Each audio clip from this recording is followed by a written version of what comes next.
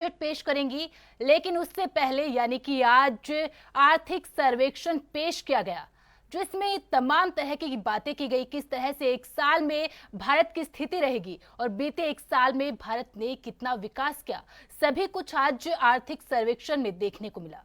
वित्त मंत्री निर्मला सीतारमण ने वित्त वर्ष 2024-25 का आर्थिक सर्वे लोकसभा में पेश किया। ये एक महत्वपूर्ण डॉक्यूमेंट होता है जो कि इकोनॉमी की फाइनेंशियल हेल्थ का पूरा लेखा जोखा पेश करता है। इसमें भारत की जीडीपी ग्रोथ रेट चालू वित्त वर्ष 2024-25 में 6.5 से 7% के बीच रहने की उम्मीद जताई गई है। साथ ही आरबीआई यानी कि रिजर्व बैंक ऑफ इंडिया ने चालू वित्त वर्ष में महंगाई दर के 4.5% पर रहने का अनुमान जताया है। आइए जानते हैं आखिरकार इस आर्थिक सर्वे की मुख्य बातें क्या है। सबसे पहली, देश की जीडीपी ग्रोथ रेट के फाइनेंशियल ईयर 2025 में 6.5 से 7% रहने का अनुमान जताया गया है।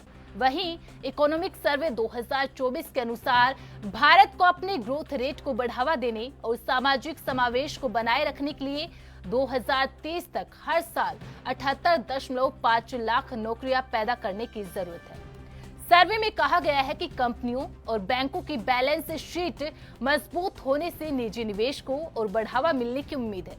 साथ ही सर्वे में बताया गया है कि चीन से एफडीआई निवेश बढ़ने से भारत को ग्लोबल सप्लाई चेन में भागीदारी और एक्सपोर्ट को बढ़ावा देने में मदद मिल सकती है। साथ ही साथ सर्वे में इस बात का भी जिक्र किया गया कि जो लोग भारतीय मूल के हैं और दुनिया के तमाम देशों में प्रवास करते हैं, उन्होंने अपने परिजनों को जो पैसा भेजा है उसका आंकड़ा भी लगातार बढ़ता जा रहा है। 2024 की बात करें तो 2024 में देश में 124 अरब डॉलर भेजे गए हैं और साल 2025 में आंकड़ा 129 अरब डॉलर के करीब पहुंचने का अनुमान जताया गया है। इकोनॉमिक सर्वे में जंक फूड को लेकर भी चिंता जाहिर की गई है और सर्वे में बताया कि करीब 54% बीमारियां जंक फूड के कारण होती है। इसलिए संतुलित और अलग अलग तरह के खाने की ओर बदलाव की जरूरत है। इकोनॉमिक सर्वे में यह भी कहा गया कि भारत की ग्रोथ स्टोरी में कैपिटल मार्केट प्रमुख भूमिका अदा करता है। देसी स्टॉक मार्केट ग्लोबल जियोपॉलिटिकल और आर्थिक झटकों के बीच जुझारू बना हुआ है। इकोनॉमिक सर्वे में यहां तक कहा गया कि देश में फाइनेंशियल सेक्टर में महत्वपूर्ण बदलाव हो रहा है। ऐसे में इस सेक्टर को वैश्विक या स्थानीय स्तर पर उत्पन्न होने वाली संभावित कमजोरियों के लिए तैयार रहना चाहिए। आर्थिक सर्वे से पता चलता है कि अर्थव्यवस्था के हालात कैसे हैं। इसी के आधार पर बजट की दशा और दिशा तय की जाती है। आर्थिक सर्वे और आगामी बजट पर चर्चा करने के लिए हमारे साथ कुछ खास मेहमान भी जुड़ेंगे, जिनसे जानेंगे आज आर्थिक सर्वेक्षण जो पेश किया गया उसके क्या मायने हैं और बजट में क्या क्या संभावनाएं हैं। लेकिन उससे पहले देख लेते हैं आज के आर्थिक सर्वेक्षण पर क्या कुछ प्रतिक्रियाएं सामने आई है। Shrimati Nirmala Sitharaman. Sir, with your permission, I rise to lay on the table a copy each of the following papers, both in Hindi and English versions. Economic Survey 23-24, Economic Survey 23-24, Statistical Appendix. Item number 4. The introduction of artificial intelligence, the need to balance energy security and energy transition, and of course the imperatives of employment and skilling. Now this economic survey actually picks up on those themes. And more importantly, it tries to identify the areas and actions that we need to take such that these 4 important challenges can be addressed as best as possible. In some sense, this survey picks up on the theme that all hands on the table must be there, and no economic approach will be exclusionary or will be excluded. We need manufacturing, we need services, we need agriculture, we need the public and private sectors to act together.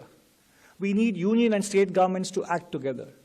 Because given the way the global conditions are evolving, we don't have the luxury of picking and choosing specific approaches in our path towards Viksit Bharat, and that is the overall theme of the survey itself.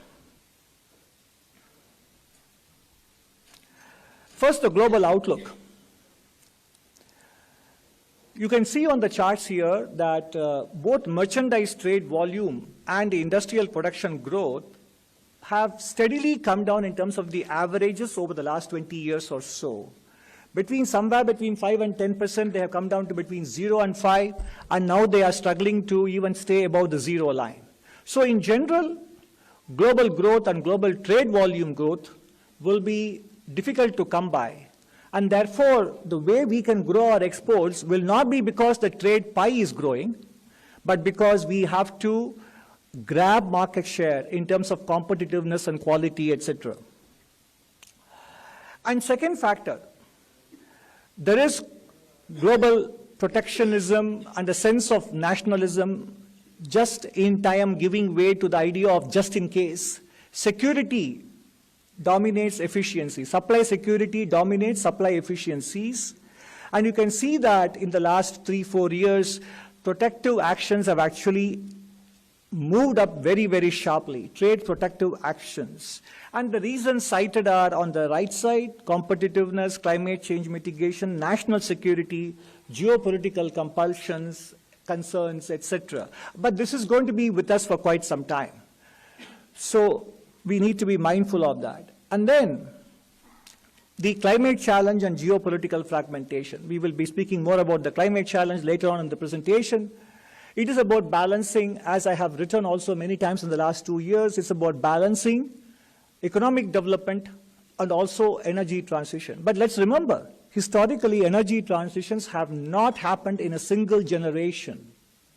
हम लगातार NEET का मुद्दा उठा रहे हैं और आज मणिकम टैगोर ने भी नोटिस दिया है नीट के मुद्दे पे चर्चा करने के लिए।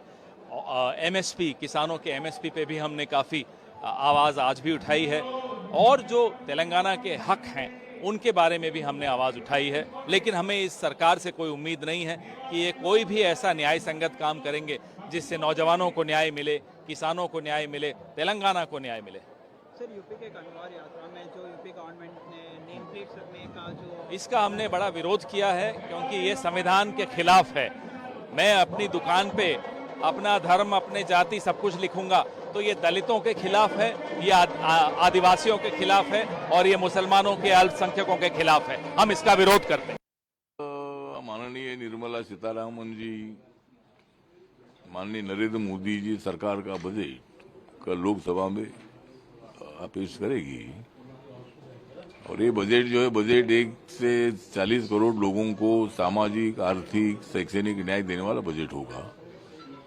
इस बजट में डेवलपमेंट के लिए मतलब बहुत ही ज्यादा पैसा देने का ऐलान जरूर उसमें हो जाएगा और माननीय नरेंद्र मोदी जी का सोच है कि भाई हर वर्ग को न्याय मिलना चाहिए। हिंदू हो, मुसलमान हो, सिख हो, ईसाई हो, बुद्धिस्ट हो, जैन हो, पारसी हो, लिंगायत हो, जो भी जाति धर्म के लोग हैं वो सभी लोगों को न्याय देने की भूमिका उस बजट में होगी। उसमें के किसान है, गरीब है, युवा है, महिला है, ऐसे तमाम लोगों को मतलब न्याय देने की भूमिका तो सरकार की रहेगी और बजट बहुत ही सराहनीय होगा।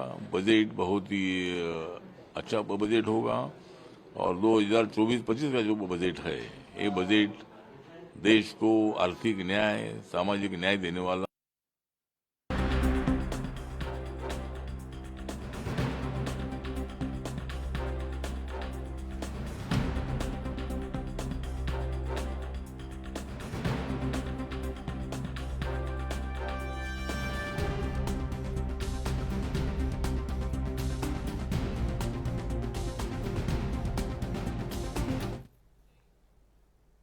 तो आपने सुना सत्ता पक्ष और विपक्ष की तमाम प्रतिक्रियाएं। जहां विपक्ष अपने दावे कर रहा है तो सरकार ने आर्थिक सर्वेक्षण में एक बजट की दशा और दिशा बता दी। आखिरकार बजट रहेगा कैसे, और आज इसी आर्थिक सर्वेक्षण पर और कल पेश होने वाले बजट पर चर्चा करने के लिए हमारे साथ कुछ खास मेहमान भी जुड़ चुके हैं। तो चलिए सबसे पहले परिचय करवा देती हूँ। बीजेपी नेता अमित तिवारी जी हमारे साथ जुड़े हुए हैं, वरिष्ठ पत्रकार अमिताभ कुमार जी हमारे साथ जुड़े हुए हैं, प्रोफेसर AP तिवारी अर्थशास्त्री हमारे साथ जुड़े हुए हैं, वहीं कांग्रेस के नेता ज्ञान प्रकाश शुक्ला जी हमारे साथ जुड़े हुए हैं। सबसे पहले तो आप सभी मेहमानों का बहुत बहुत स्वागत है एनबी न्यूज पर। तिवारी जी, सबसे पहले इस चर्चा की शुरुआत आपसे करना चाहूंगी। आज जो आर्थिक सर्वेक्षण पेश किया और उससे पहले प्रधानमंत्री नरेंद्र मोदी ने जिस तरह से बातें की, चाहे वो प्रधानमंत्री ने जब राष्ट्रपति के अभिभाषण पर धन्यवाद प्रस्ताव दिया, उस दौरान जिस तरह से विपक्ष ने हुटिंग की और जिस तरह से नारेबाजी की, उसका भी जिक्र प्रधानमंत्री ने किया और साथ ही साथ कहा कि जो बजट होगा वो विकास की विचारधारा वाला बजट होगा। मनीषा जी, सबसे पहले तो धन्यवाद और मुझे समय देने के लिए, बुलाने के लिए।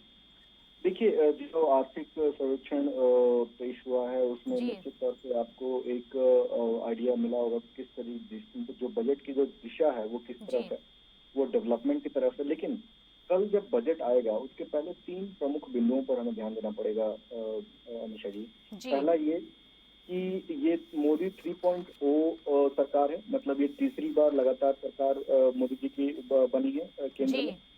दूसरी बात, IMF का इंडियन GDP ग्रोथ के ऊपर एक रिपोर्ट आई है जिसमें उसने इंडिया के फोरकास्ट को उसको बढ़ाते हुए और उससे 7% से अबव बताते हुए नजर आया है। तीसरी रिपोर्ट SBI की है जो कि जॉब्स के डेटा को लेकर है और SBI ने अपने रिपोर्ट में ये कहा है कि पिछले 10 सालों में लगभग 125 करोड़ प्लस नौकरियां हर साल मिली हैं। तो जिस तरीके से ये सारे काम हुए हैं तो निश्चित तौर पे उनका जो कंट्रीब्यूशन है वो इंडियन टैक्स सिस्टम में रहेगा और जो भी MSME का हो, ये इस तरीके के जो सेक्टर्स हैं उसमें रहेगा, फूड प्रोसेसिंग में रहेगा। और ये जो भी डेवलपमेंट के काम होंगे वो पब्लिक, प्राइवेट और पीपल, ये तीनों को इंक्लूड करके होगा। तो निश्चित तौर पे इस बजट ये इस साल का बहुत ही महत्वपूर्ण रहने वाला है क्योंकि इस तीसरे टर्म में मोदी जी का विकसित भारत के लिए जो संकल्प है, उन्होंने जो कहा है कि इस तीसरे टर्म में हम इकोनॉमी को 3rd नंबर की इकोनॉमी बनाएंगे और उसको 5 ट्रिलियन की इकोनॉमी बनाएंगे। तो निश्चित तौर पे उसमें डिफेंस का एक बहुत बड़ा कंट्रीब्यूशन रहेगा। जिस तरीके से हमारा डिफेंस का एक्सपोर्ट बढ़ा है पिछले 10 साल के कंपैरिजन में 3 सालों से, तो उससे एक बहुत बड़ा है। उसके अलावा आप देखिए जिस तरीके से अभी G20 में एक सोलर अलायंस की बात हुई थी और जो ग्लोबल साउथ की बात G20 से निकल कर आई थी, उसमें ग्लोबल साउथ में सोलर अलायंस करके किस तरीके से इंडिया उसको लीड करता हुआ नजर आएगा। उसके बाद सेमीकंडक्टर्स की आपने देखा किस तरीके से इंफ्रास्ट्रक्चर खड़ा हो रहा है। अभी कुछ महीने पहले, चुनाव के पहले ही उन सारे फैसिलिटी सेंटर्स का इनॉग्रेशन भी किया है प्रधानमंत्री मोदी जी ने। तो सेमीकंडक्टर्स पे EV का इंफ्रास्ट्रक्चर बहुत तेजी से बढ़ रहा है। पावर सेक्टर में बहुत तेजी से इन्वेस्टमेंट हो रही है और उनका कैपेसिटी को ग्रोथ किया जा रहा है। तो इन सभी चीजों को देखते हुए यही प्रतीत होता है कि आने वाला जो बजट होगा वो इंफ्रास्ट्रक्चर लेड बजट होगा। किस तरीके से भारत हर तरीके से सशक्त नजर आए उसका बजट होगा। और इसके अलावा जो कंटिन्यूएशन फ्रॉम लास्ट 10 इयर्स है, चाहे वो हाउसिंग फॉर ऑल की हम बात करते हैं, जल जीवन फॉर ऑल की हम बात करते हैं, gas pipeline for all, electricity for all, health care for all, तो इन सभी चीजों को लेकर तो काम उस पर जारी रहेगी। जी ठीक है तिवारी जी। ज्ञान प्रकाश जी, आज जो आर्थिक सर्वेक्षण पेश किया गया उसको किस तरह से देखते हैं आप और उसके हिसाब से क्या जो बजट होगा वो विकास की विचारधारा वाला होगा? देखिए, केंद्र सरकार जो बजट कल प्रस्तुत कर रही है उसमें देश की जनता की निगाह लगी हुई है जी। कि ये बजट सर्वांगीण विकास का होगा जी। यह बजट राजनीतिक मुद्दों पर ही केंद्रित फिर नजर। जो विकास की अवधारणा है उसमें राजनीति नहीं होनी चाहिए, न सत्ता पक्ष की ओर से न विपक्ष की ओर से। लेकिन जो उम्मीदें बनी है, सबसे ज्यादा उम्मीद किसानों को है। उसमें कितना मोदी सरकार खरी उतरती है ये कल पता चलेगा। MSP किसान जो मांग कर रहे हैं लगातार समर्थन मूल्य के लिए, उस पर ये बजट कहां तक सफल होगा ये देखने वाली बात होगी। क्योंकि आज सबसे बड़ी आवश्यकता है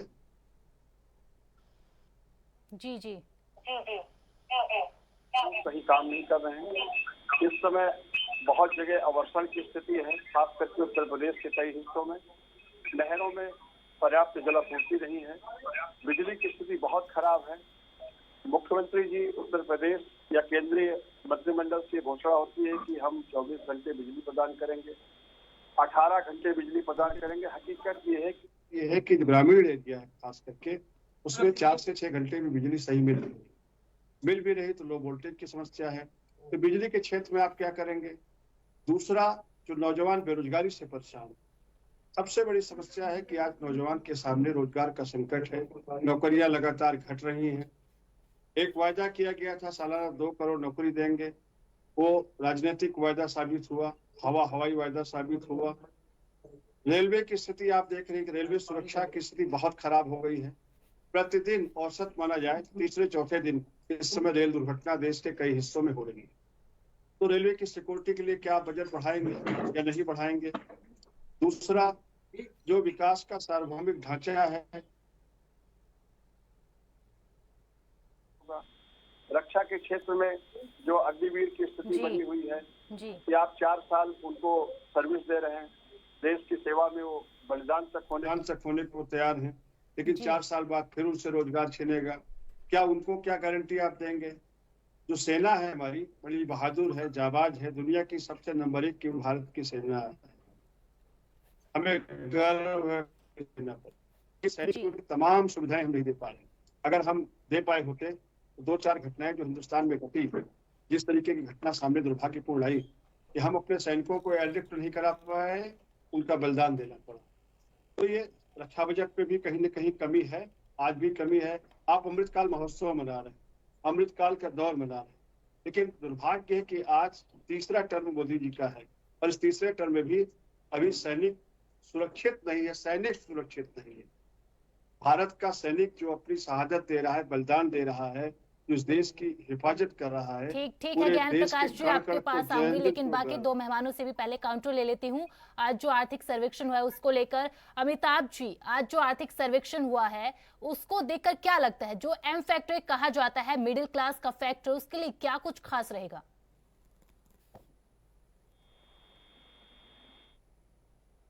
वो तो दिनों दिन बेहतर ही होगी। इस तरीके से ये सरकार काम कर रही है, इसमें 2 राय नहीं है। आप इसके जो बड़े बड़े सूचक है ना, आप देखिए दुनिया में हम 5वें स्थान पर पहुंच गए हैं अर्थस्थिति के रूप में जी। हमारा सेंसेक्स 81,000 का मार्क का क्रॉस कर रहा है, बहुत जबरदस्त है।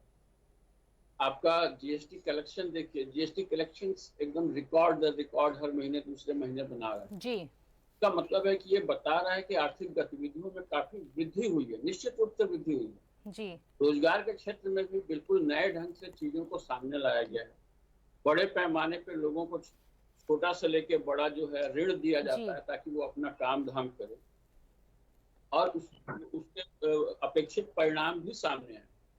रोजगार की स्थिति में देखिए हमेशा जरूरत बनी रहती है, लाखों लोग जो है बच्चे तैयार हो जाते हैं जी। मुझे लगता है कि यहाँ पे ना कुछ सब चीज को एकीकृत करने की जरूरत है सरकार को। एआई के थ्रू कुछ ऐसा डेटा बेस वो तैयार करे इसमें जहां नौकरियां भी हो, नौकरियां क्या दी जा रही हैं, कितने लोगों को ऋण दिया गया है, ये सब data state wise district wise वो सामने लोगों को प्रस्तुत करें। नहीं तो क्या होता है ना कि बहुत भ्रम फैलाने की कोशिश हो रही है कि रोजगार नहीं है। अब रोजगार का मतलब देखिए बहुत स्पष्ट होगा, केवल सरकारी नौकरी रोजगार नहीं होती। और मैं आपको बहुत स्पष्ट बताऊं, 2008-9 के मुकाबले अभी स्थितियां बहुत बेहतर है। उस समय जो हालात थे हम देख रहे हैं। आज जो लोग भी कह रहे हैं ना कि रोजगार नहीं, मैं आपको बोलता हूँ कि इंडस्ट्रियल एरिया में जाइए, घूमिए, हर दूसरे तीसरे गेट पे आपको स्टिकर लगा मिलेगा कि हमें आदमी चाहिए। लोगों को आदमी नहीं मिल रहा है। मुश्किल ये है कि रोजगार चाहने वाले, अब हमारे स्कूल की पढ़ाई अब तक ऐसी रही है, ईश्वर की कृपा है कि चेंज हो रही है, कि हम ग्रेजुएशन के बाद अपने हाथ में कोई हुनर नहीं होता, किसी काम के लायक नहीं होते। हम केवल बेसिक ज्ञान हमारे पास होता है। उसके बाद अगर हमको ट्रेनिंग नहीं दी गई, कुछ नया काम नहीं सिखाया गया, तो हम किसी काम के लायक नहीं होते। लेकिन मिजाज हमारा ऐसा हो जाता है कि हमको एसी कमरे में कंप्यूटर के सामने बिठा करके और नौकरी दे दो, मुझे सैलरी मिलती रहे, इस तरह का काम करना है। जबकि बाजार में काम बहुत तरीके के, आप हाथ पैर चलाने वाला कुछ हुनर सीख ले तो काम की नहीं है। बहुत सारे फील्ड है, सोलर के फील्ड में इतने बड़े बड़े प्रोजेक्ट्स चल रहे हैं, लोगों की इतनी कमी है, लोग मिल नहीं रहे हैं काम करने वाले। अब एक बात हवा चलाई जाती है कि काम काम नहीं मिल रहा, काम नहीं मिल रहा। अब आप अपने घर बैठे रहेंगे तो काम कैसे नहीं, बाहर निकलने की कोशिश करें और आप देखें कि फील्ड में काम है कि नहीं। जरूरत बहुत है लोगों की। मुझे लगता है कि आर्थिक सर्वेक्षण के बाद गवर्नमेंट निश्चित रूप से, जैसा कि मोदी जी ने कहा है कि 2047 की रूपरेखा, इसका मतलब है कि हर एक वर्ग को साथ लेकर चलने वाला इंफ्रास्ट्रक्चर डेवलपमेंट। जब आप विदेश से भी कंपनियों के यहाँ आमंत्रित कर रहे हैं तो उसके लिहाज से यहाँ इंफ्रास्ट्रक्चर आपको डेवलप करना पड़ेगा। मैन्युफैक्चरिंग हब बनाना चाहते हैं, लेटेस्ट टेक्नोलॉजीज यहाँ लाना चाहते हैं, तो उसके हिसाब से आपकी सड़कें भी होनी चाहिए, आपका मार्केटिंग सिस्टम भी होना चाहिए, आपके पास क्या कहते हैं आवागमन की व्यवस्था होनी चाहिए, संचार की व्यवस्था होनी चाहिए, व्यापार के लिए व्यवस्था होनी चाहिए। तो इन सब के फील्ड में मुझे लगता है गवर्नमेंट इस बार बहुत तेजी से इन्वेस्ट करने जा रही है और इन सब का जो परिणाम होगा वो रोजगार बहुत बड़े पैमाने पे बढ़ेगा। रोजगार चिंता का विषय नहीं है, लेकिन मुझे लगता है कि इसका एक डेटाबेस बना के गवर्नमेंट को सामने रखना चाहिए ताकि सबको दिखे कि कहाँ रोजगार है, कितने लोगों को रोजगार मिल रहा है। साइट बना करके डाले, वो हर एक फील्ड में डाले और सारे स्टेट गवर्नमेंट। ठीक है अमिताभ जी, आपके पास भी आऊंगी। अब एक काउंटर प्रोफेसर साहब से भी ले लूं। प्रोफेसर साहब, आर्थिक सर्वेक्षण को किस हिसाब से देखते हैं? बेरोजगारी की उसमें जिस तरीके से बात की गई है, बेरोजगारी की दर घटाई है ऐसा आर्थिक सर्वेक्षण में कहा गया। साथ ही साथ कहा गया कि जो महंगाई है उसको भी कंट्रोल करने की कोशिश सरकार की ओर से की गई है। आर्थिक सर्वेक्षण के हिसाब से देखें तो कल बजट में किसानों के लिए, महिलाओं के लिए, मिडिल क्लास है जिसमें सभी वर्ग शामिल हो जाते हैं, इसके अलावा बुजुर्गों के लिए, चूंकि देखिए बीजेपी का जब मैनिफेस्टो आया था तो उसमें तमाम तरीके की गारंटियां दी गई थी, चाहे वो मुफ्त इलाज की बात हो, आयुष्मान योजना के तहत पीएम किसान सम्मान निधि योजना की बात हो, उज्ज्वला योजना की बात हो, लखपति दीदी बनाने की बात हो। तो कल बजट किस तरह से रहने वाला है? क्या कुछ आसार उसमें रहेंगे मिडिल क्लास के लिए और बाकी सभी वर्गों के लिए?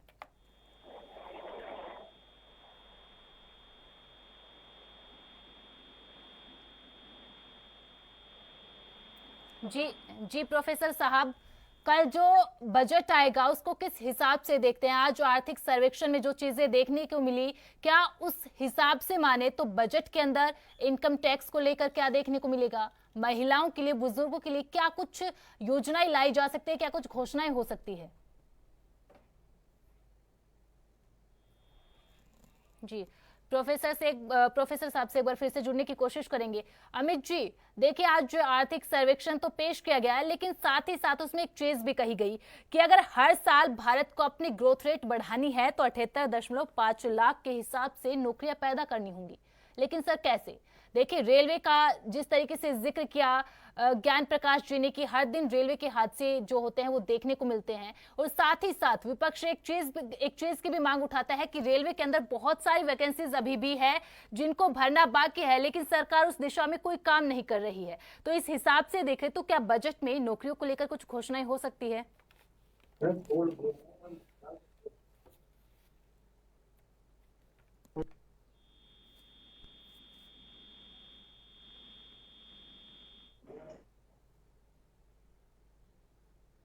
जी मेरी आवाज आ रही है? जी तिवारी जी बोलिए। जी मैं ये कह रहा था कि अगर आपने सुना होगा आर्थिक सर्वेक्षण में, तो नए तरीके की नौकरियों को डेवलप करने की बात की जा रही है। तो जिस तरीके से हमारा पहले का डिफेंस में जिस तरीके से एक्सपोर्ट बढ़ा है, निश्चित तौर पे उस पे और काम आएंगे। जिस तरीके से हम एआई पे काम कर रहे हैं, जिस तरीके से हम सेमीकंडक्टर्स के यहाँ पे हब बनाने का काम कर रहे हैं, ऑटो सेक्टर्स के लिए एक जो ईवी की गाड़ियां हैं उसके लिए किस तरीके से एक प्लेटफॉर्म बनाया जा रहा है, तो इन सभी सेक्टर्स में आपको नौकरियां मिलते हुए दिखेंगे। और जैसा कि अभी कांग्रेस के प्रवक्ता बोल रहे थे, उन्होंने लगता है मेरी बात सुनी नहीं, मैंने एसबीआई के रिपोर्ट को कोट किया और उसमें बताया गया कि 1.25 करोड़ नौकरियां हर साल मिली हैं, और उसके अलावा जो विभिन्न माध्यमों से जो एमएसएमई को लोन दिया गया, स्टार्टअप्स के लिए लोन दिया गया, इस स्टार्टअप्स का एक बड़ा इकोसिस्टम आज भारत में बना है। और किस तरीके से जो एक स्टार्टअप है वो 1 बिलियन क्रॉस कर रहे हैं अपना मार्क, तो एक यूनिकॉर्न्स हो रहे हैं जो कि नए तरीके के जॉब्स को, नए तरीके के स्किल्स को हायर करते हैं, उनको स्किल अप करते हैं। तो एक नए तरीके का वर्किंग फोर्स हमारे पास क्रिएट होता है। तो और उसी तरीके से जो परंपरागत है, जैसे हाउसिंग के लिए लोग चाहिए, घर बनाने के लिए, गैस पाइपलाइन बिछाने के लिए, तो ये परंपरागत तरीके से जो नौकरियां हैं वो भी चलती रहेंगी, उसकी भी कमी नहीं होगी। एक चीज हमें समझने की जरूरत है कि एक डेवलपिंग नेशन में हमारा लक्ष्य है कि हम 2047 तक विकसित भारत बनेंगे, लेकिन उस लक्ष्य तक पहुंचने में बहुत लोगों की जरूरत होती है और कोई भी लोग बेरोजगार नहीं हो सकता ऐसे एक डेवलपिंग इकोनॉमी में। आप बेरोजगार तभी होइएगा जब आपके पास कोई स्किल नहीं है या आप रोजगार पाने के अभी जो लीगल एज है उस तक नहीं पहुंचे हैं, वरना एक डेवलपिंग कंट्री में रोजगार की कमी हो जाए ऐसा तो हो ही नहीं सकता।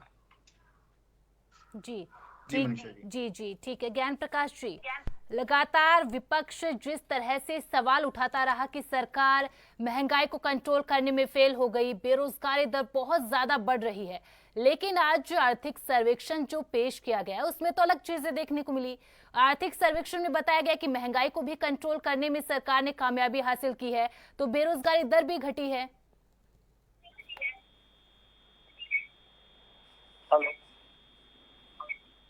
हेलो जी ज्ञान जी, मेरी आवाज मिल रही है आप? जी देखिए, महंगाई, बेरोजगारी, ये इस समय जिस तरीके से आउट ऑफ कंट्रोल है, इस पर गवर्नमेंट का कोई कंट्रोल दिख नहीं रहा है।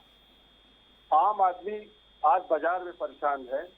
भारतीय जनता पार्टी के प्रवक्ता की मुस्कुराहट बता रही तो संतुष्ट होंगे जी, लेकिन जी आप रिपोर्ट को तो कम से कम पढ़ा कीजिए। किसान की क्या स्थिति है, 50 किलो जो खाद की बोरी थी उसमें भी इन्होंने कटौती की, उसको 5 किलो घटा के 45 किलो कर दिया जी। इंफ्रास्ट्रक्चर की बात आप कर रहे हैं, कहाँ है आपका इंफ्रास्ट्रक्चर? न्यायिक अवधारणा के इस देश में, लोकतंत्र के इस देश में, अदालतों में भी आज आप पूरी बेंच नहीं भर पाए। हाई कोर्ट पे जजेस का शॉर्टेज है, डिस्ट्रिक्ट कोर्ट पे जजेस का शॉर्टेज है। अधिवक्ताओं की स्थिति यह है, जिन अधिवक्ताओं ने प्रथम पंक्ति में खड़े होकर देश को आजाद कराया, उनके लिए कोई इंफ्रास्ट्रक्चर कहीं आपको नहीं दिखेगा। जो बार एसोसिएशन हैं डिस्ट्रिक्ट में, तहसील में, आउटलाइन कोर्टेज हैं, वहां कहीं भी आपको अधिवक्ताओं के लिए चैम्बर नहीं मिलेगा। अधिवक्ता सुरक्षा अधिनियम की बात बार काउंसिल ऑफ इंडिया कर रही है, बार काउंसिल ऑफ यूपी कर रही है, स्टेट कई बार काउंसिल डिमांड कर रही है, लेकिन आपने एडवोकेट सिक्योरिटी बिल पे खामोशी लगा रखी है। अधिवक्ता कल्याणकारी योजनाओं पे आपके लिए बजट नहीं है। नौजवानों को रोजगार देने के लिए आपके पास बजट का अभाव है। किसानों को एमएसपी देने के लिए आपके पास बजट का अभाव है। और जिस तरह डॉलर के मुकाबले रुपए का अवमूल्यन हो रहा है, मोदी सरकार में जो अंतर्राष्ट्रीय साख गिरी है, पूरे दुनिया में कच्चे तेल की कीमत घट रही है, लगातार घटी, और हिंदुस्तान में पेट्रोलियम पदार्थों की कीमतें लगातार बढ़ रही है। तो आप क्या कंट्रोल करना चाहते हैं? कौन सा आर्थिक सर्वेक्षण आपका सामने इस देश के आ रहा है, उसको आप क्लियर कर नहीं पा रहे हैं। केवल 3-4 जो आपके पूंजीपति मित्र हैं उनका आर्थिक सर्वेक्षण दुरुस्त है, मेरे ख्याल से दुरुस्त रहेगा। आम किसान कहाँ खड़ा है? ठीक है ज्ञान प्रकाश जी, आपके पास फिर से आऊंगी, लेकिन वक्त तो चला एक छोटे से ब्रेक के बाद हाजिर होंगे।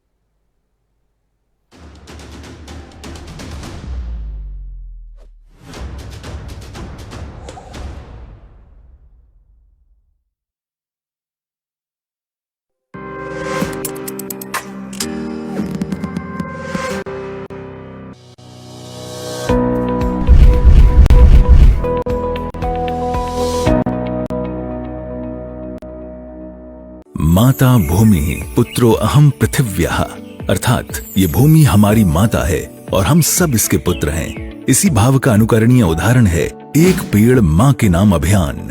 यशस्वी प्रधानमंत्री श्री नरेंद्र मोदी जी की प्रेरणा से उत्तर प्रदेश में वृक्षारोपण जन अभियान ने ले लिया है जन आंदोलन का स्वरूप। विगत 7 वर्षों में समय समय पर संपन्न हुए वृक्षारोपण से हुआ है 168 करोड़ से अधिक पौधरोपण। इससे बढ़ा है उत्तर प्रदेश के वनावरण का दायरा। माननीय मुख्यमंत्री योगी आदित्यनाथ के परिवर्तनकारी नेतृत्व में पर्यावरण संरक्षण को मिली है नई दिशा। एक्सप्रेसवे, हाईवे के किनारे सर्विस लेन के साथ ही हरित पट्टी में लगाए गए हैं छायादार, फलदार, औषधीय एवं पर्यावरणीय महत्व वाले पौधे। आइए स्वच्छ एवं स्वस्थ पर्यावरण के लिए वृक्षारोपण जन अभियान 2024 में प्रतिभाग लेकर अपनी माँ के नाम जरूर लगाएं एक पेड़। हम सब मिलकर करें ये काम, एक पेड़ लगाएं माँ के नाम। नहीं दबेगी कोई आवाज, हटेगे पर्दे, सामने आएगा हर राज। वो सिखाते हैं हकीकत, उनकी सच्चाई सामने लाते हैं हम। इसीलिए एएनबी न्यूज पर भारत को है नाज।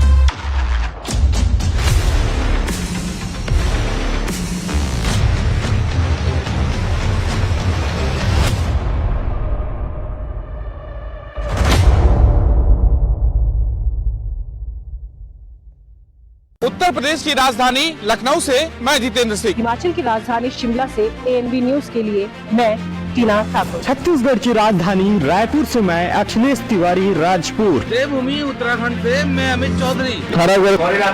राजनांदगांव, वाराणसी, चंबा, बिलासपुर, भूतपुर, गुरुग्राम, घरौला, फरीदाबाद, लुधियाना, हरिद्वार, रुड़की, सीतापुर, गौतम बुद्ध नगर, अमेठी, फिरोजाबाद, चित्रकूट, हनीपुर, कानपुर नगर से एएनबी न्यूज के लिए मैं सत्यम गोस्वामी। सबसे बड़ा नेटवर्क एएनबी न्यूज।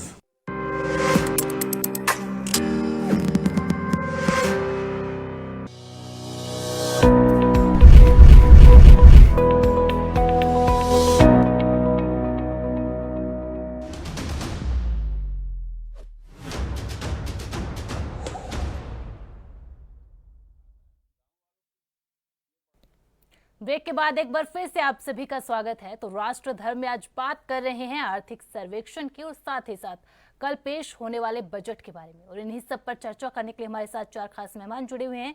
बीजेपी नेता अमित तिवारी जी, वरिष्ठ पत्रकार अमिताभ कुमार जी, प्रोफेसर एपी तिवारी अर्थशास्त्री, साथ ही साथ ज्ञान प्रकाश शुक्ला जी, कांग्रेस नेता हमारे साथ जुड़े हुए हैं। प्रोफेसर साहब, सबसे पहले आपसे पूछना चाहूंगी, कल बजट पेश होने वाला है, हर देशवासी की नजर टिकी हुई है और हर देशवासी को उम्मीद है कि बजट में कुछ ना कुछ उनके लिए खास होगा और मिडिल क्लास वर्ग तो सबसे ज्यादा उम्मीदें लगाए रखा है इस बजट से, चाहे वो इनकम टैक्स की बात कर लीजिए, बाकी सब चीजों की बात करें। तो आप किस तरीके से देखते हैं बजट में क्या कुछ बदलाव होंगे, क्या नई चीजें जोड़ी जाएंगी, क्या कुछ खास रहेगा? देखिए, जहाँ तक मध्य वर्ग को राहत देने की बात है, आयकर में राहत देने की बात है, मैं समझता हूँ कि उसमें कुछ परिवर्तन ऐसा किया जा सकता है जिससे मध्य वर्ग की आय में वृद्धि हो और इसके जरिए खपत में वृद्धि हो, उपभोग में वृद्धि हो। क्योंकि एक बड़ा कारक अर्थव्यवस्था को तेजी देने का होता है कि खपत बढ़नी चाहिए। तो जहाँ तक आपने एक बात रखी है कि कर में छूट, हाँ, आयकर की सीमा बढ़ाई जा सकती है। ऐसे में ये भी उम्मीद है कि चूंकि हाल के वर्षों में लगातार मोदी सरकार का फोकस नारी सशक्तिकरण पर रहा है, तो मैं समझता हूँ कि महिलाओं के लिए जो कर की छूट सीमा है उसमें भी वृद्धि की जा सकती है। लेकिन सबसे महत्वपूर्ण बात यह है कि सरकार कर में परिवर्तन थोड़ा बहुत कर सकती है। ऐसी स्थिति में है, एक खास बात है, हम सभी को समझना पड़ेगा कि अंतरिम बजट पहले आ चुका है और ये कह सकते हैं कि 4 महीने गुजर चुके हैं। अब शेष 8 महीने ही मोटे तौर पर बचते हैं वित्त वर्ष 2024-25 के। तो बहुत सारी उम्मीदें तो हैं, लेकिन सबसे बड़ी केंद्र में उम्मीद क्या है? केंद्र का मतलब सेंट्रल, मेरा अभिप्राय है, जो मूल कह सकते हैं जोर है वो किस पर है? भारत को 2047 तक एक विकसित देश के रूप में उभारना है। एक दूरदृष्टि कह सकते हैं, दूरगामी विकास की दृष्टि है।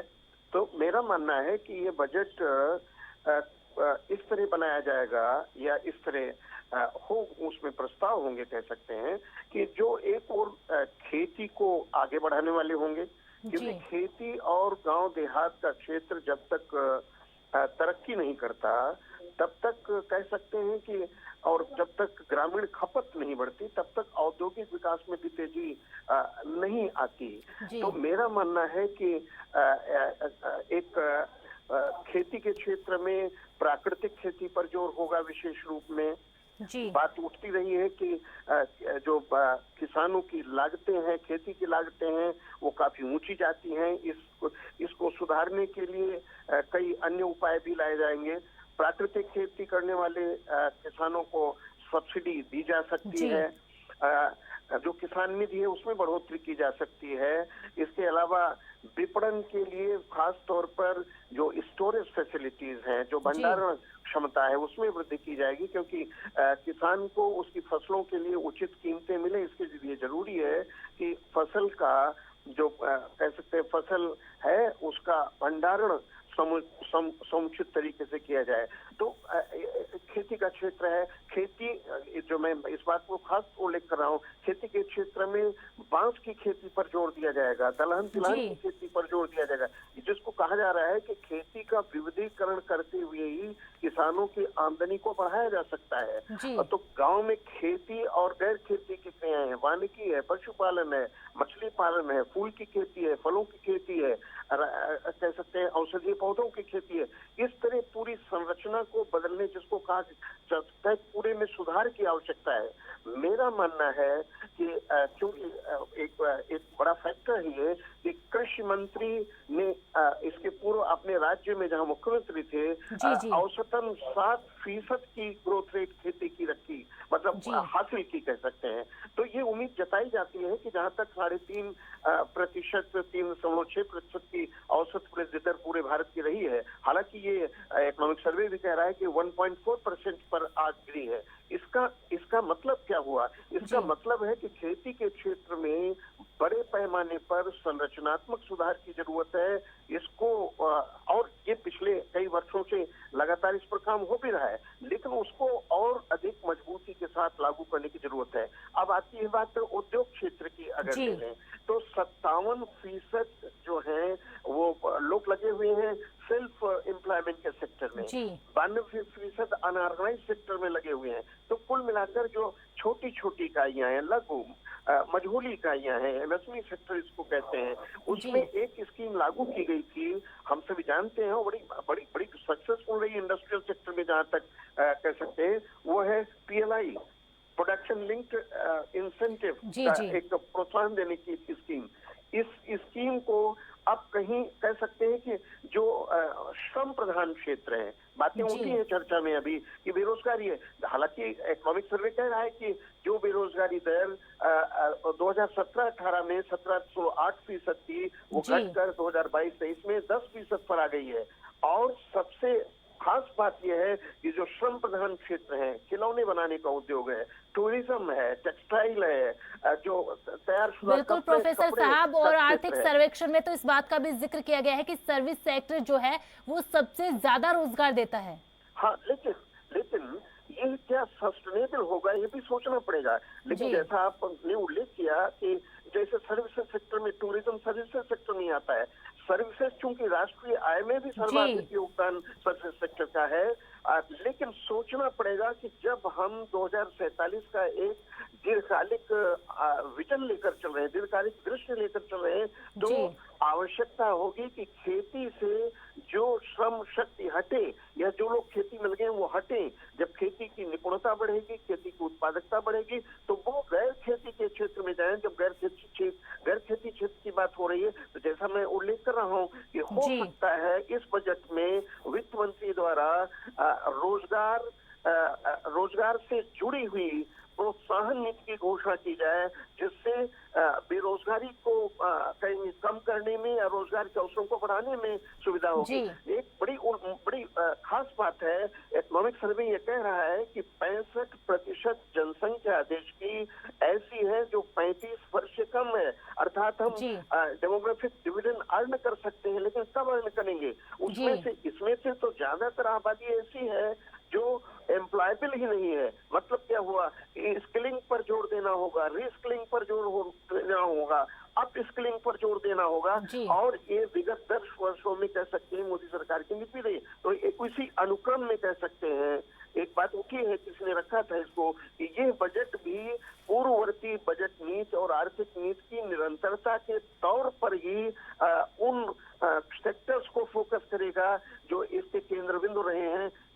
विशेष रूप में जैसी बात उठी है, बहुत तार्किक भी है कि रक्षा क्षेत्र को विशेष तरजीह दी जाएगी, क्योंकि रक्षा क्षेत्र में कैपिटल एक्सपेंडिचर लगातार बढ़ाया गया है। इस बजट से उम्मीद है कि DRDO का खर्चा बढ़ाया जाएगा, क्योंकि जंगी तैयारी और युद्ध कौशल के लिए ये बेहद जरूरी है कि हमारी सैन्य शक्ति में वर्धन हो। जो पड़ोसी देशों के साथ हमारे संबंध हैं अच्छे नहीं रहे लगातार, तो पाकिस्तान है, चीन है, और साथ ही साथ जो विश्व की कहेंगे जियो पॉलिटिकल एक सिनेरियो है, जियो पॉलिटिकल कंडीशन है, उनको देखते हुए जंगी तैयारी और युद्ध कौशल पर भी खर्च को बढ़ाया जाएगा, विशेष रूप में पूंजीगत खर्च को बढ़ाया जाएगा। मैं इसलिए उल्लेख कर रहा हूँ कि इकोनॉमिक सर्वे इस बात पर भी जोर दे रहा है कि जो ग्रोथ परफॉर्मेंस 6.5 से 7% की यहाँ की गई है, हालांकि IMF तो 7% पर रख रहा है, RBI इसको 7% के ऊपर है। रख रहा है। प्रोफेसर साहब प्रोफेसर साहब, संभव हुआ है 9% पूंजी निर्माण की दर में वृद्धि के कारण। मैं समझता हूँ कि प्रोफेसर साहब, आपने कृषि की बात की, किसानों की बात की, स्किलिंग की बात की, रीस्किलिंग की बात की, युवाओं की बात की, रोजगार की बात की, और साथ ही साथ जैसा कि आपने डिफेंस सेक्टर के बारे में बताया, और तिवारी जी ने भी बताया था कि किस तरीके से डिफेंस एक्सपोर्ट जो है भारत का वो लगातार बढ़ रहा है। लेकिन अगर मैं हेल्थ सेक्टर की बात करूं तो उसके लिए क्या खास रहेगा, और रेलवे की बात करूं, क्योंकि देखिए रेलवे का बजट भी अब आम बजट के साथ पेश किया जाता है, तो रेलवे के लिए क्या कुछ खास रहने वाला है? देखिए, रेलवे बजट का जो विशेष फोकस होगा वो कैपेसिटी बिल्डिंग पर होगा, अर्थात फास्ट कैपेसिटी यानी क्षमता और तेज क्षमता की वृद्धि, जिससे एनर्जी इफिशिएंसी को प्राप्त किया जा सके, या कहें ईंधन की कुशलता को प्राप्त किया जा सके। साथ ही साथ रेलवे की जो सेफ्टी है उस पर भी फोकस देना होगा। लेकिन कुल मिलाकर मैं समझता हूं कि अगर फास्ट कैपेसिटी को बिल्डअप किया जाता है, एनर्जी इफिशिएंसी को इंप्रूव किया जाता है, तो रेलवे में बड़े पैमाने पर सुधार होगा, और पूंजीगत खर्च अगर रेलवे का बढ़ता है तो इससे रोजगार के अवसरों में भी वृद्धि होगी। जहां तक हेल्थ सेक्टर का संबंध है, मेरा मानना है कि आयुष्मान योजना के अंतर्गत जो मदद दी जाती है, जो विशेष सहायता प्राप्त होती है, उसकी धनराशि को बढ़ाया जा सकता है, जिससे हेल्थ इंश्योरेंस कवरेज बढ़े आमजन का, और उन्हें स्वास्थ्य और चिकित्सा सुविधाएं सुलभ हो। जी ठीक है प्रोफेसर साहब। अमित तिवारी जी, सबसे पहले आपसे बजट से अगर इतर मैं बात करूं, चूंकि आज जब सत्र का आगाज हो रहा था, मॉनसून सत्र का, तो प्रधानमंत्री जब मीडिया से मुखातिब हुए तो उसने सबसे जरूरी बात की कि जब देश के 140 करोड़ देशवासियों ने हमें चुनकर भेजा है देश सेवा के लिए, तो विपक्ष ने जिस तरह से जब सरकार का गठन हुआ और उसके बाद लोकसभा सत्र का आगाज हुआ, राष्ट्रपति द्रौपदी मुर्मू के भाषण पर जब प्रधानमंत्री धन्यवाद प्रस्ताव दे रहे थे, उस दौरान विपक्ष का जो रवैया रहा उस पर भी आज प्रधानमंत्री बोले और कहा कि इस लोकतांत्रिक व्यवस्था में पीएम का गला घोटने का काम किया है। पीएम को अपनी बात रखने की जो है आजादी एक तरीके से छीन ली विपक्ष ने, और जो विपक्ष लगातार संविधान की बात करता है, लोकतांत्रिक मूल्यों की बात करता है, वही विपक्ष इन लोकतांत्रिक मूल्यों का संविधान को तार तार कर रहा है। क्या लगता है सर, कल बजट शांतिपूर्ण तरीके से पेश होगा या फिर हंगामे के आसार रहेंगे?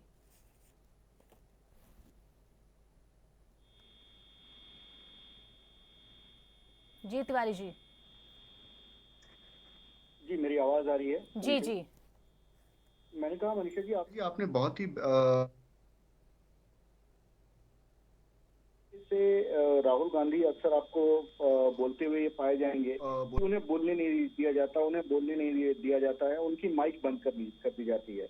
और किस तरीके से आपने देखा अब तक जितनी बार प्रधानमंत्री का उद्बोधन हुआ है संसद में, हंगामेदार रहा है। उन्होंने जितनी बार भी बोला, जितने घंटे बोला, एक भी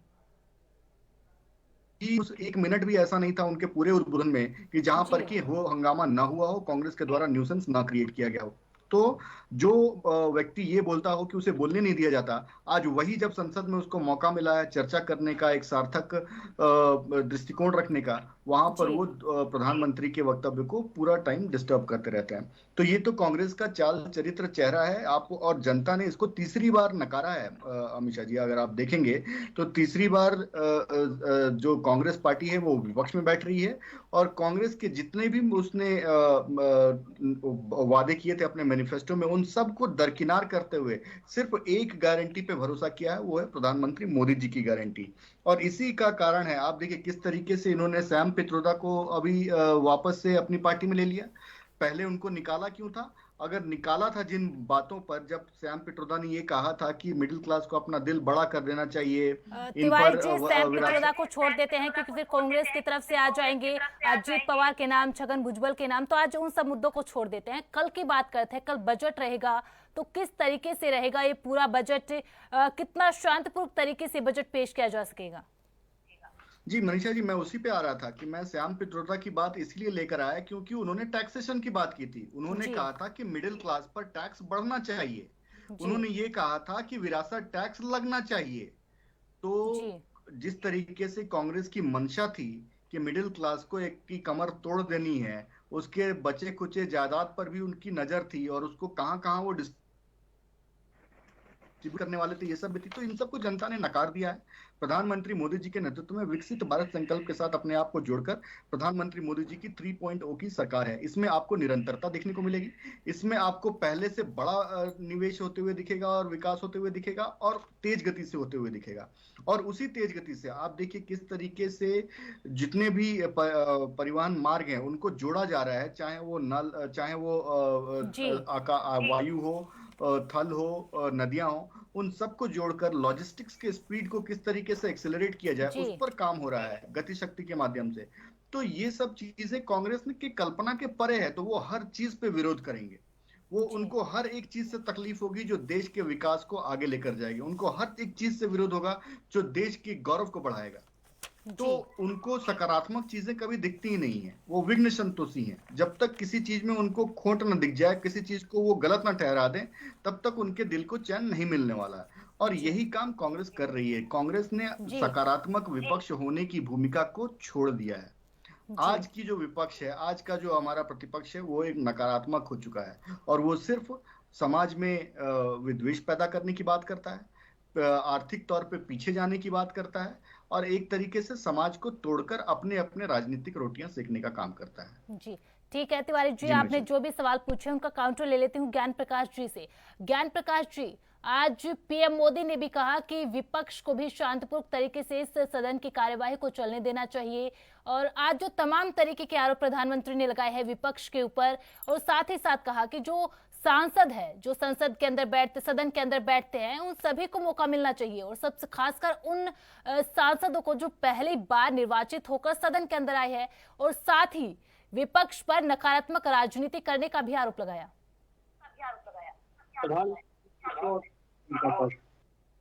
सबसे पहले इस देश की जनता का आभारी होना चाहिए जी कि इस बार जनादेश जो आया है वो पिछली बार की स्थितियां देख करके आया है।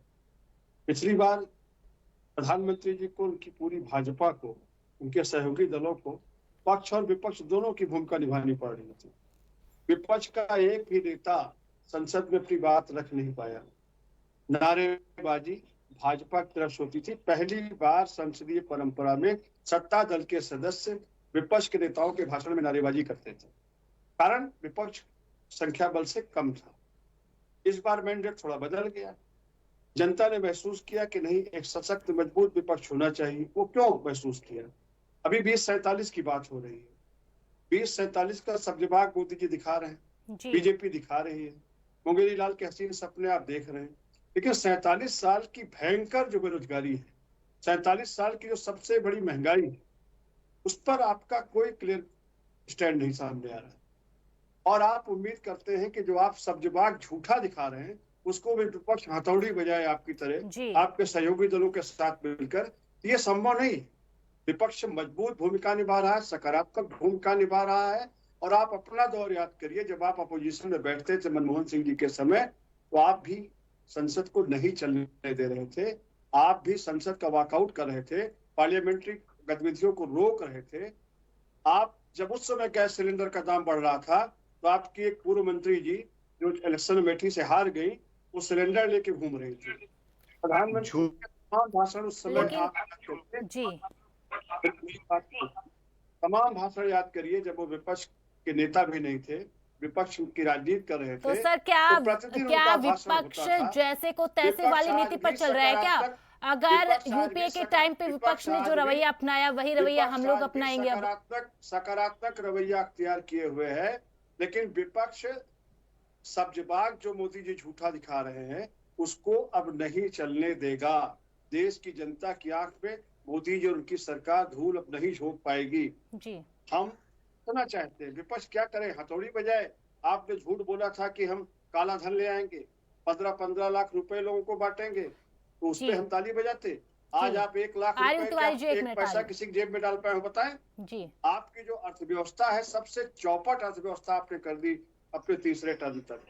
आज हिंदुस्तान की अर्थव्यवस्था। ठीक है ज्ञान प्रकाश जी, आपने जो सवाल पूछे उनका काउंटर तिवारी जी से ले लेती हूँ, उसके बाद अमिताभ जी आपके पास आऊंगी। तिवारी जी काउंटर। देखिए अमीषा जी, मैं ये कहना चाह रहा था कि किस तरीके से इन्होंने एक झूठ, ये अभी भी वही चुनावी मोड में ही है, किस तरह की झूठ बोलो और बार बार झूठ बोलो, हर चैनल पर जाओ, प्राइम टाइम पे बैठकर झूठ बोलो, तो ये उसी ढर्रे पे चल रहे हैं। देखिए इनके पास 3 राज्य हैं फिलहाल के तौर पे, कर्नाटका है और तेलंगाना है और हिमाचल है। और आप ये तीनों स्टेट की इकोनॉमी आप देख लीजिए, तीनों स्टेट की इकोनॉमी ध्वस्त हो गई है। किस तरीके से सारे जो स्टेट के ऊपर एक कर्जा होता है वो बढ़ाते बढ़ाते गए हैं और आज उनका ये स्थिति है कि वो बैंक्रप्सी के कगार पे आ चुके हैं, चाहे वो लेकिन तिवारी जी मल्लिकार्जुन खड़गे ने कल ही कहा है कि बीजेपी विचार विमर्श करने पर यकीन नहीं रखती है कि किस राज्य को कितना दिया जाएगा, ये तो बीजेपी खुद डिसाइड करती है और कल बजट में क्या होगा तभी पता चलेगा, क्योंकि बीजेपी विचार विमर्श पर तो यकीन करती ही नहीं है। नहीं अमीषा जी, उनका विचार विमर्श करने का अगर मकसद ये है कि उन्होंने जो खोखले वादे करके आए हैं उसको पूरा करने की जवाबदारी उनकी है ना। भारतीय जनता पार्टी ने तो उसकी जवाबदारी ली नहीं है, तो जो वादे वो जिस राज्य में करके आए हैं उनको पूरा करने की जवाबदारी उनकी है। बीजेपी से वो ये उम्मीद ना रखें, उनको जहां से सरकार एक राज्य भी अपने स्तर पे इकोनॉमी का पैसे का अर्जन करता है, उसका भी रेवेन्यू ग्रोथ होता है, उसका भी सब कुछ होता है, लेकिन किस तरीके से आप एक स्टेट की इकोनॉमी को इतना ध्वस्त कर दे, इतना बैंकरप्ट कर दे कि वो उधार पे एक लिमिट होती है ना किसी भी चीज की, आप उधार पे उधार लेते जाएं। और ये सिर्फ इसलिए किया जा रहा है कि 2047 भारत की ग्रोथ स्टोरी को कम स्लो किया जाए।